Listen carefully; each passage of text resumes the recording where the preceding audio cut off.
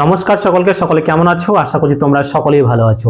একটি ভিডিও নিয়ে আসলাম, তোমরা দেখতে পাচ্ছ ভিডিওটা হচ্ছে সিভিকদেরকে নিয়ে। এবার সিভিকদের কি বলতো, গত কাটঅফ আমি যে কাটঅফ দিয়েছিলাম 30 তারিখে যে পরীক্ষা 30 নভেম্বর হয়েছে, সেখানে যে কাটঅফটা আমি দিয়েছিলাম, তো ওইখানে আমি সিভিক সম্পর্কে কিছু বলেছিলাম না। তো এবার আমি আজকে সিভিকদের নিয়ে আলোচনা করবো, সিভিকদের কাটঅফ নিয়ে। এবার সিভিকরা কত পাচ্ছে সেটা নিয়ে একটু আলোচনা, সেটা কিন্তু আমার পার্সোনাল ওপিনিয়ন দিব, আমার পার্সোনাল যে মতামত সেটা আমি এখানে শেয়ার করবো।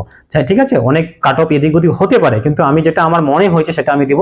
কারণ বিভিন্ন যে সিভিক স্টুডেন্ট রয়েছে তাদের সঙ্গে আমি পরামর্শ করেছি এবং তারাও আমাকে বলেছে যে স্যার আপনি তো ভিডিও দিয়েছেন, তো কাটঅফের ভিডিও দিয়েছেন, কিন্তু সিভিকদের নিয়ে কিছু বলেননি, একটু বললে খুব ভালো হতো। তো ওই নিয়ে আমি একটু সিভিকদের নিয়ে আলোচনা করছি, সিভিকদের কাটঅফটা নিয়ে।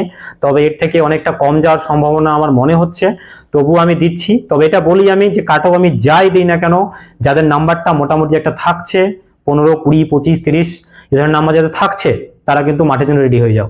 কারণ সিভিকদের মাঠ মানেই কিন্তু 99% চাকরি, এটা কিন্তু মাথায় রাখতে হবে। সিভিকরা মাঠ কমপ্লিট করলেই কিন্তু 99% চাকরির জন্য ওরা সফল হয়ে গেল।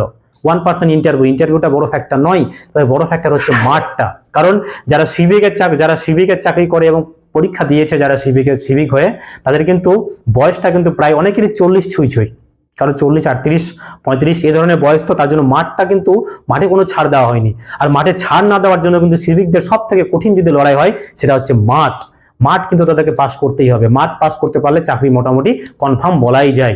তো যাই হোক, পাস করাটাও সব থেকে বড় ব্যাপার, পাস না করলে মাঠটা করবে কি করে। তো আমি বলবো কাটঅফটা খুবই কম যাবে, কারণ কোশ্চেন লেভেলটা ছিল মডারেট টু হার্ড ছিল। আমি ইজি টু মডারেট বলছি না, এটা বারবার বলছি, কোশ্চেনটা মডারেট টু হার্ড ছিল। সেই জায়গায় সিভিকদের পরীক্ষা আরো খারাপ হয়ে গেছে, যেহেতু এমনি ছেলেদের পরীক্ষাটাই খারাপ হয়ে গেছে, সেই জায়গায় সিভিকদের পরীক্ষাটা কিন্তু অনেকটা খারাপ হয়েছে। অনেক সিভিকের পরীক্ষা খারাপ হয়েছে।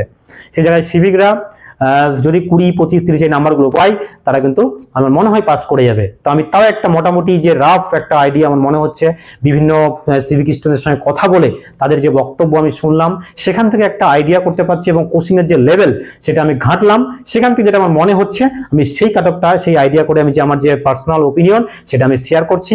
দেখো ভালো লাগবে, ঠিক আছে?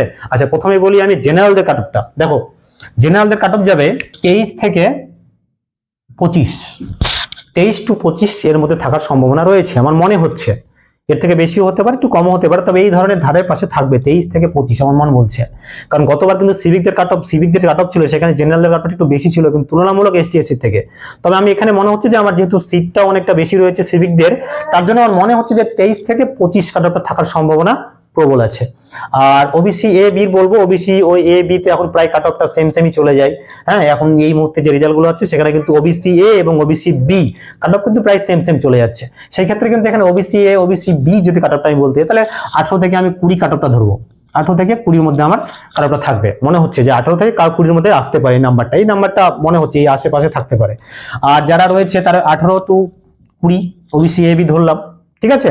এইবার চলে আসলাম এসসি কাটঅফটা খুব ভাইটাল এখানে। এখানে এসসি কাটঅফটা বলি। এবার এসসি কাটঅফটা হচ্ছে আমার মনে হচ্ছে যে এটা যাবে 16 থেকে 18 এই ধরনের কাটঅফ থাকতে পারে এসসি কাটঅফটা।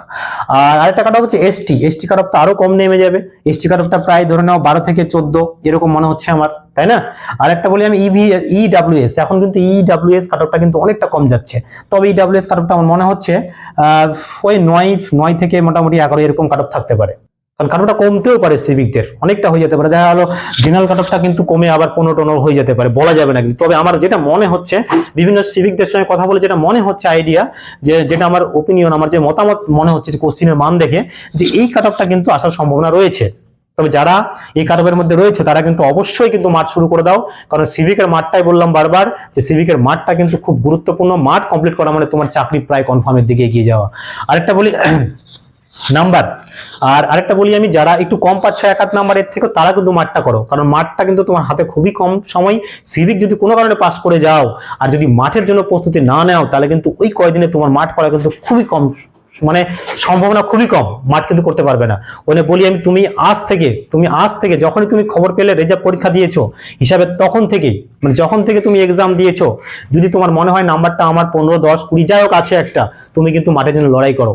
কারণ পাস করে গেলে কিন্তু মাঠ যদি তোমার হয়ে যায়, তাহলে কিন্তু তোমার চাকরি কনফার্ম। কারণ সিভিকরা না, সত্যি কথা বলতে সিভিকরা মাঠে কিন্তু খুব কম পাস করবে, কারণ সিভিকরা যে বয়সে রয়েছে সেই বয়সে কিন্তু মাঠ করা খুবই টাফ। কারণ সিভিকদের মাঠে কোনো ছাড় দেওয়া হয়নি। সাধারণ স্টুডেন্ট যারা রয়েছে তাদের যেভাবে মাঠ করানো হবে সিভিকদের সেম ভাবে মাঠটা হবে। তার জন্য কিন্তু মাঠে কিন্তু বহুত স্টুডেন্ট সিভিকরা কিন্তু বাদ চলে যাবে।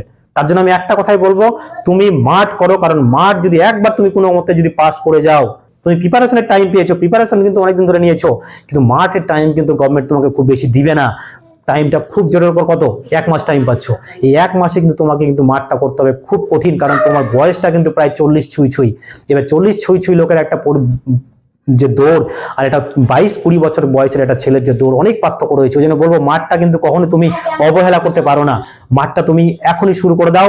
যাদের নাম্বারটার কাছাকাছি রয়েছে বা এই নিচে থাকলেও 1-2 নাম্বার সমস্যা নেই, তুমি কিন্তু তোমাদের কাট অফ কিন্তু অনেক কমও যেতে পারে। আমার মনে হচ্ছে গল্প করে আলোচনা করে যেটা হতে পারে, কিন্তু অঘটনও ঘটতে পারে সিভিকের ক্ষেত্রে, সেটা কিন্তু মাথায় রাখতে হবে। তাই জন্য মাঠ করা তোমাদের খুব জরুরি। ঠিক আছে, সকলকে অসংখ্য ধন্যবাদ, ভালো থেকো।